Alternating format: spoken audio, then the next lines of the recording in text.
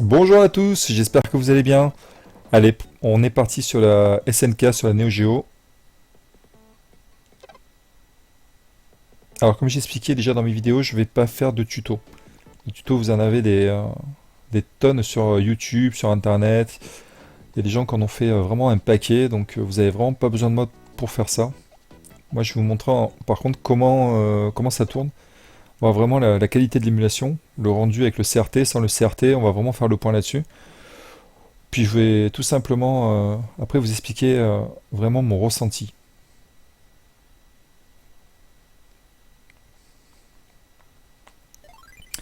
Alors, je suis quelqu'un qui parle beaucoup, mais je vais éviter de trop parler pour que vous puissiez vraiment profiter du jeu.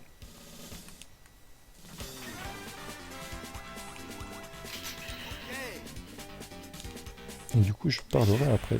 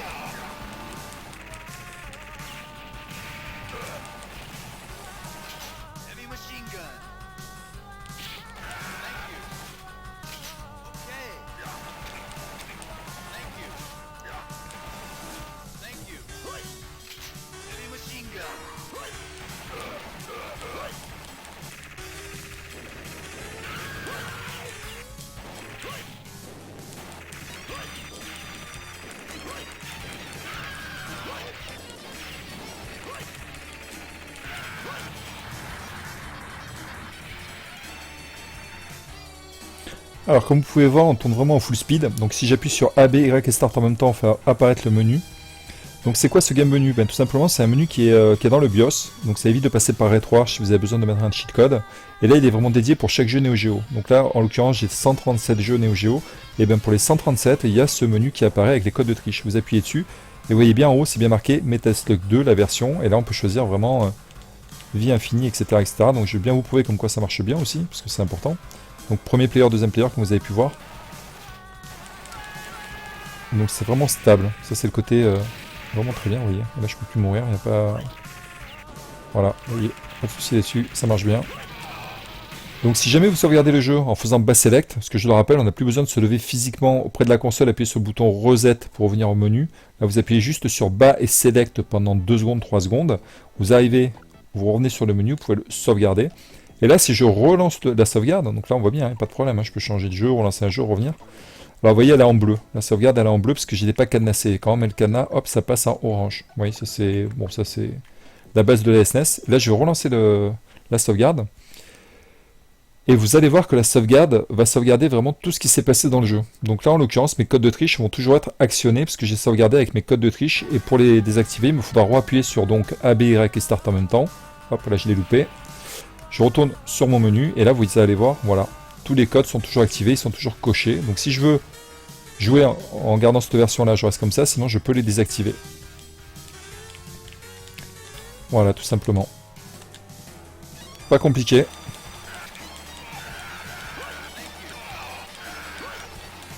Voilà, je vais vous montrer, hein, comme quoi, si je me fais toucher, comme quoi je meurs. Ah, je loupe tous les tirs. Voilà. Vous voyez, pas de problème, ça l'a bien désactivé.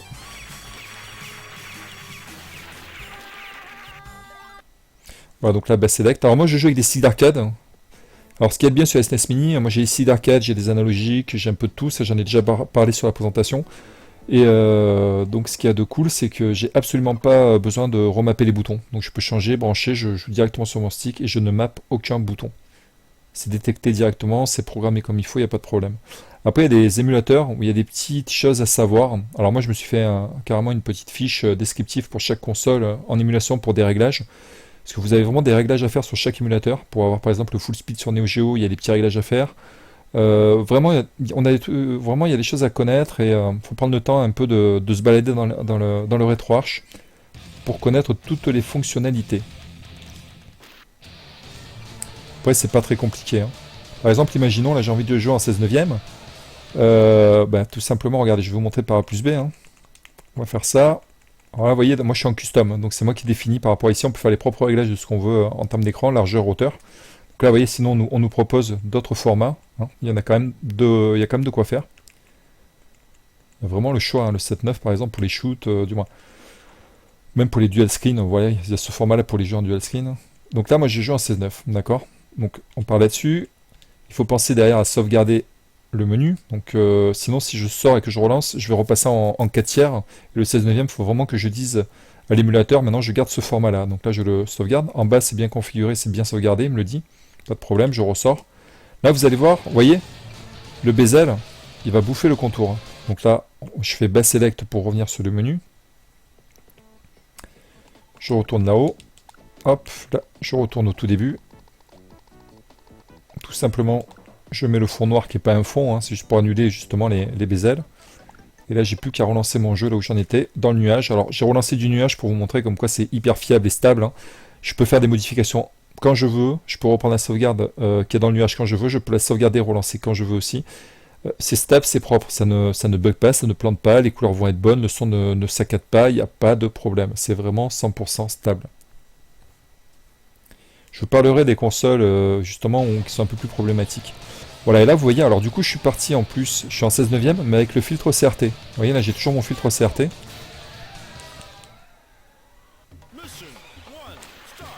Et là j'ai lancé le jeu en version avec le 100, normalement. Il me semble que j'ai lancé la sauvegarde. Ouais, c'était bien ça que j'ai lancé. Alors moi par habitude maintenant je joue que à cette version. La version avec le 100, je trouve ça beaucoup mieux que la bouillie blanche qu'ils nous ont mis, qui est vraiment pas terrible. Voilà, et là imaginons, je suis en train de jouer et puis je me dis tiens, j'ai envie de jouer en mode pixel, j'ai envie d'enlever le filtre. Bah, vous faites bas select. Voilà, on retourne là-haut et là je passe sur le 4.3 donc pour avoir le pixel de base. Je relance le jeu sur du nuage, je peux le sauvegarder, mais là je vais pas le sauvegarder, je vais lancer du nuage. Et là vous allez voir, ça va prendre en considération le changement pour le filtre. Et là du coup je me retrouve sans le filtre.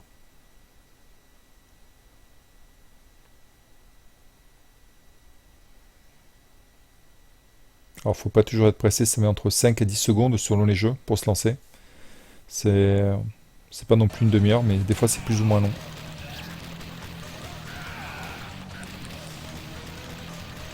Et vous voyez, là je suis bien en mode classique.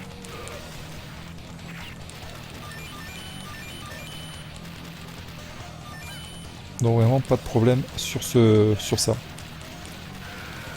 Alors, qu'est-ce que je peux vous dire d'autre? Bah moi je vais repasser sur mon format que je préfère, mon 4 tiers, parce que le 16/9, c'est vraiment pas mon truc. Donc là, il faut bien penser à chaque fois à re-sauvegarder. Pour la vitesse, tant que j'y suis, hein, autant vous le montrer, vous allez sur Options. Ici, vous allez être de base à 100, CPU Overclock, vous passez à 200. Et vous retournez ici et vous sauvegardez bien pour tout l'émulateur. Comme ça, une fois qu'il est sauvegardé en 200, tous les jeux tournent à full speed. Il n'y a pas de ralentissement, c'est vraiment nickel. Et vous n'avez pas de problème de chauffe de console. Moi, le maximum sur la console en termes de température, en pleine période d'été, en la laissant tourner avec 40 degrés dehors, je dépassais jamais les 47 degrés. Donc 47 degrés, c'est vraiment son seuil maximum que j'ai pu avoir. Bon, là, en période d'hiver ou quoi, ça chauffe pas. Hein. Vous voyez, donc par contre, là, j'ai pas mes bezels, je suis en mode pixel. Donc là, ça, pareil, je vais changer. Bas select. Comme ça vous donne aussi le visu, le retour un petit peu de comment ça ressort. C'est aussi une bonne chose. Et pour le fil, bah tiens, je vais changer, je vais mettre celui de Samus. Allez, Metroid, parce qu'en plus je le trouve magnifique. Là, pour le coup, je vais sauvegarder. Juste pour le délire, pour changer un peu. Bon, après, honnêtement, sur ce style de jeu, moi, je ne sauvegarde pas les jeux. Hein.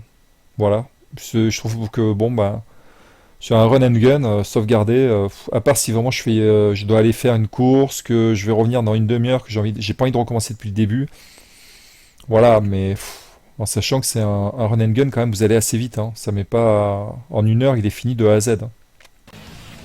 C'est pas un jeu, vous allez mettre 10 heures pour jouer. Bon, après, toujours pareil, hein, A, B, Y, Start, les cheat codes, toujours pareil. Hein. Là, vous voyez, je suis bien sur Metal Slug 5. Je choisis les options que je veux, comme j'ai dit, ça c'est pour tous les jeux. Hop, voilà. Là, vous allez voir, on attend 2-3 secondes, parce qu'il faut que le temps que les cheat codes se mettent en place, vous voyez, et là maintenant, il n'y a plus de problème. Voilà.